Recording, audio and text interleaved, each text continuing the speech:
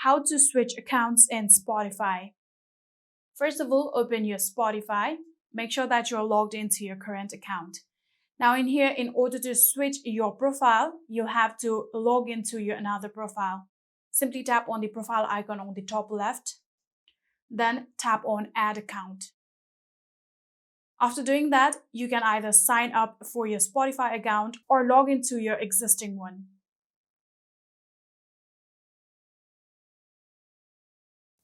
Just like this, here you can see I have logged into my existing account, and like that, I have successfully switched to another account. So in order to switch it whenever you want, again, tap on the profile icon right here.